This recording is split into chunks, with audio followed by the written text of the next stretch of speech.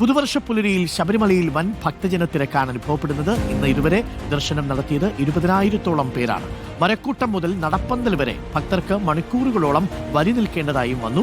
ഗോകുൽനാഥ് ചേരുന്നു സന്നിധാനത്ത് നിന്നും. Gokul, very good morning Gokul. Happy new year, സ്വാമി ശരണം. ക്ഷേത്രങ്ങളിലൊക്കെ പൊതുവെ ഇന്ന് നല്ല തിരക്കാണ്. സന്നിധാനത്തും ഈ പുതുവത്സരത്തിന് അന്ന് തന്നെ ദർശനം നടത്താൻ എത്തിയവർ ഒരുപാട് പേരുണ്ടെന്നാണ് മനസ്സിലാക്കുന്നത്. നല്ല തിരക്കുണ്ടല്ലേ? Arunkumar, happy new year. അതുപോലെ സ്വാമി ശരണം. എന്തായാലും കനത്ത തിരക്കാണ് സന്നിധാനത്ത് അനുഭവപ്പെടുന്നത്. ഇന്നലെ കനത്ത തിരക്കുണ്ടായിരുന്നു. 90,000 ഭക്തരാണ് ഇന്നലെ മാത്രം ദർശനം നടത്തിയത്. പുതുവർഷ പുലരിയിൽ 12 മണി തൊട്ട് കനത്ത തിരക്ക് സന്നിധാനത്ത് അനുഭവപ്പെടുന്നുണ്ട്. ഫ്ലൈ ഓവറിലെ ദൃശ്യങ്ങളാണ് നമ്മളിപ്പോൾ കണ്ടുകൊണ്ടിരിക്കുന്നത്. കനത്ത തിരക്ക് ഇവിടെ ഉണ്ട് എന്നുള്ളതാണ്. എന്തായാലും ഇന്നലെ മരക്കൂട്ടം പ്രദേശത്തും അതേപോലെ തന്നെ ശരംകുത്തിയിലുമൊക്കെ വലിയ പ്രശ്നങ്ങൾ ഉണ്ടായിരുന്നു. കാരണം ഭക്തരെ കടത്തി വിടുന്നതിൽ ചില ബുദ്ധിമുട്ടുകൾ, സാങ്കേതിക തടസ്സങ്ങളൊക്കെ ഉണ്ടായിരുന്നു.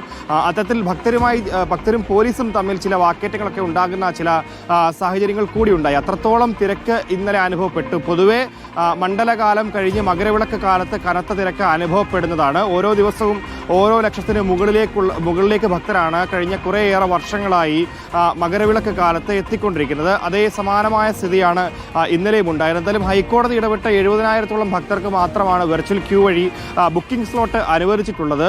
5,000 പേർക്കാണ് സ്പോട്ട് ബുക്കിംഗ് നൽകി വരുന്നത്. എന്തായാലും കഴിഞ്ഞ കുറേ ദിവസങ്ങളായി സ്പോട്ട് ബുക്കിംഗ് ഉയർത്തിയിരിക്കുകയാണ്. 10,000-ഓളം ഭക്തരൊക്കെയാണ് സ്പോട്ട് ബുക്കിംഗ് വഴി ശബരിമല സന്നിധാനത്തേക്ക് എത്തിക്കൊണ്ടിരിക്കുന്നതും. ആ ഘട്ടത്തിലാണ് ഇന്നലെ കനത്ത ഒരു തിരക്കുണ്ടായതെന്നുള്ളതാണ്. 1 ലക്ഷത്തിന് മുകളിലേക്ക് ഭക്തരെത്തി. 90,000 എന്നുള്ളതാണ് പോലീസിന്റെ ഔദ്യോഗിക കണക്ക്. അത് മാത്രമല്ല, ഈ ഔദ്യോഗിക കണക്കിനപ്പുറത്തേക്കും ആളുകൾ എത്തിയിട്ടുണ്ടാകാം എന്നുള്ള ഒരു കണക്കൂട്ടലാണ് പോലീസിന് ഉള്ളത്. ഇന്ന് ഏറ്റവും എടുത്തു പറയേണ്ടത്, ഇന്ന് ബാലാവകാശ കമ്മീഷൻ ശബരിമല സന്ദർശിക്കുകയാണ്. അതിന് ഏറ്റവും എടുത്തു പറയേണ്ടത്, ഈ പല പരാതികൾ ഉയർന്നു. മരക്കൂട്ടം പ്രദേശത്തും അതിനപ്പുറത്തേക്കുമൊക്കെ കുട്ടികളെ നിരന്തരം വരി നിർത്തുന്ന ഒരു സ്ഥിതിവിശേഷമുണ്ട്. കുട്ടികൾ ഈ ആൾത്തിരക്കിന് ഇടയ്ക്ക് പെട്ടുപോകുന്ന കുട്ടികൾ വശങ്ങളിലാണെങ്കിൽ കുഴപ്പമില്ല, മറിച്ച് ഈ തിരക്ക് ഉള്ള പ്രദേശത്ത് ക്യൂവിന് ഉള്ളിലായി പോകുന്ന ഒരു സാഹചര്യമുണ്ട്.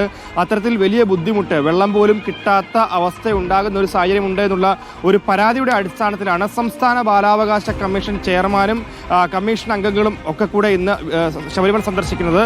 തുടർന്ന് കുട്ടികളുടെ അവസ്ഥ എന്താണെന്നുള്ളത് കമ്മീഷൻ കാണുകയും ചെയ്യും. നമ്മൾ ഈ ദൃശ്യത്തിൽ കാണാം കുട്ടികളുടെ അവസ്ഥ എങ്ങനെയാണ് എന്നുള്ളത്.